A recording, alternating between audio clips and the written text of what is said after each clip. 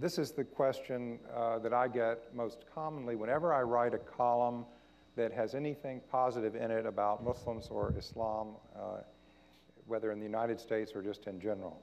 And so this is what I'm paraphrasing. I'm giving you the polite version of what many of my readers write to me. Something like this.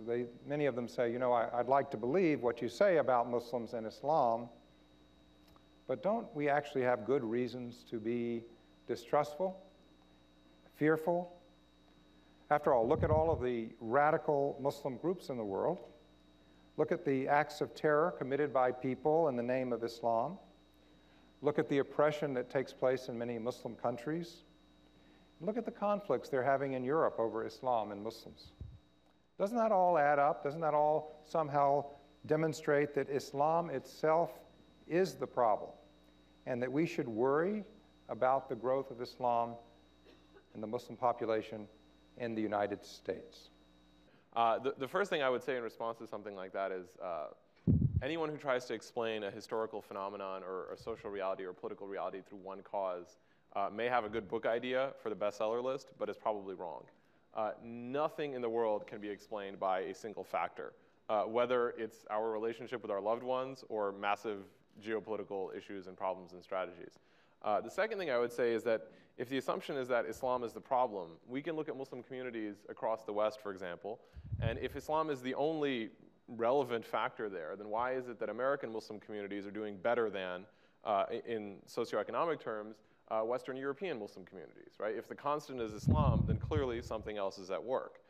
So to take that logic to its conclusion suggests that one is simply putting blinders on. And the final thing I would say is this view that Muslims constitute a homogeneous, monolithic, and dangerous mass has a really depressing view of humanity. If we believe, and since we're just a few days from Martin Luther King Day, that the arc of history bends in a certain direction, we see that incredibly oppressive and totalitarian systems generally do not last very long.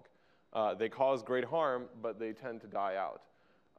To say that this totalitarian and violent ideology has somehow captured and enslaved the minds of 1.5 billion people and has been in existence for 1,400 years plus suggests a profoundly depressing view of human existence, or a deeply disturbing view of certain types of people who are assumed to be incapable of moral thought and moral judgment.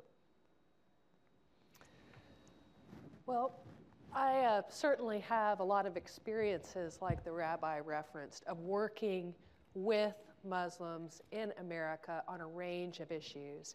And my own personal experience in that is of having Muslim groups and leaders say again and again how much they condemn violence in the name of their faith or any faith.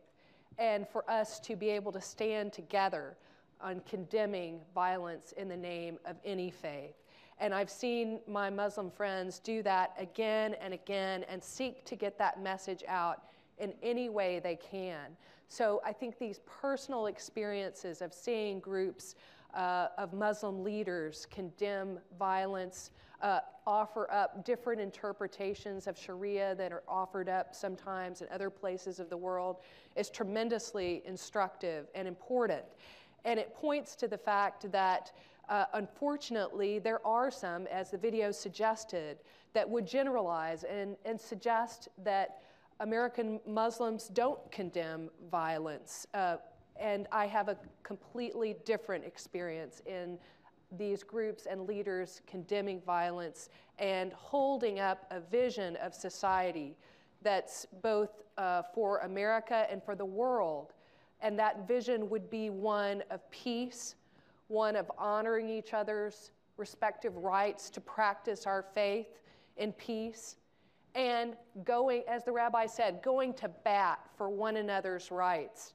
When there is a Muslim majority country, I have had them come to bat for the rights of Christians living in that Muslim majority country to practice their faith free from coercion by the government in a Muslim majority country. And in our own country, I think it's incumbent on us who are members of the Christian majority in this country to go to bat for the rights of every minority faith in our own country, including those Muslim leaders who need us so much at this time to have their back on religious freedom issues. It's also important to look, for example, at the studies that have been done, and I'm thinking of one in particular by Duke University that found that Islamic groups are so often the source of tips for police and other people who are trying to disrupt any kind of threats that have been present in our own country and have actually prevented many, many instances of questions or threats to our own countrymen. So this kind of information is so important to recognize and to disseminate to our fellow Americans during this time.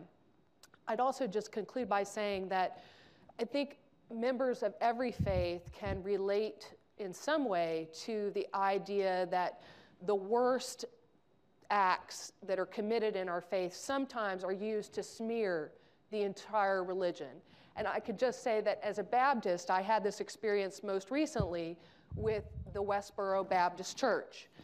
The Westboro Baptist Church, as you know, goes around to military funerals and other funerals. It has said heinous things about gay people, about military service people, things that I can't repeat that are I absolutely reject and condemn.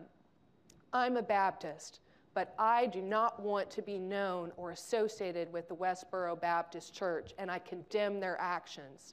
And I am thankful when anyone will hear me out on that point.